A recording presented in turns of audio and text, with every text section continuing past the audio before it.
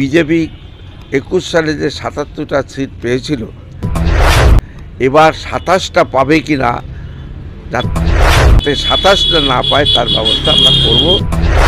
নমস্কার, Bangla Bharat news digital পেজে আপনাদের স্বাগত জানাই। এই মুহূর্তে আমার সাথে রয়েছেন রানাঘাট উত্তর পূর্ব বিধানসভা কেন্দ্রের প্রাক্তন বিধায়ক সমীর কুমার পোদ্দার। আজ দেখা গেল যে তৃণমূল কংগ্রেসের প্রতিষ্ঠা দিবস এবং একদম নতুন বছর ২৬-এর বিধানসভা, সেই বিধানসভা কেন্দ্রের যে নির্বাচন, সেই নির্বাচনে কতটা তারা এই লড়াইটা দেবে সেই বিষয়ে ওনার কাছে কিছু শুনে নেব। আমি প্রথমেই ২০২৬ নতুন বছরের সমস্ত মানুষকে আমার তরফ থেকে প্রীতি শুভেচ্ছা অভিনন্দন জানাই। ২০২৬ যাতে প্রত্যেকের দিনগুলো ভালো যায়, সকল পরিবার নিয়ে যেন সুখে আনন্দে কাটায়, এটাই আমি চাই। সেই সাথে আমি বলি যে আমাদের আজকের দিন অর্থাৎ ১লা জানুয়ারি ২০৯৮ সালে তৃণমূল কংগ্রেসের প্রতিষ্ঠা হয়।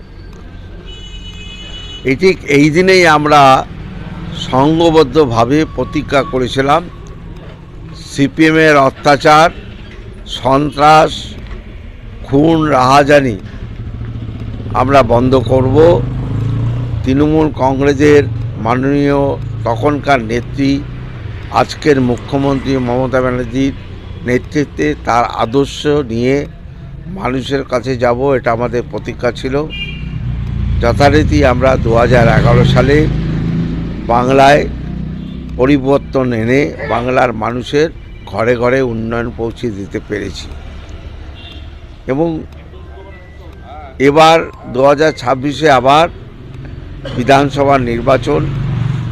আমরা আজকের দিনে আমাদের দলীয় পতাকা তলে আমরা আবার প্রতিজ্ঞা করেছি যে অশুভ শক্তি ভারতবর্ষে বিরাজ করছে, যারা বাংলার অর্থনীতিকে পঙ্গু করে জনগণকে কোনো উন্নয়ন না দিয়ে বাংলার মানুষের কাছে শুধুমাত্র গোটা ভারতবর্ষেই শুধুমাত্র হিন্দু মুসলিম করে একটা ডিভিশনের রাজনীতি করে এটা গোটা ভারতবর্ষে একটা অরাজকতার সৃষ্টি করছে।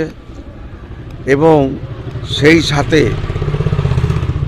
বাংলায় উন্নয়নকে স্তব্ধ করে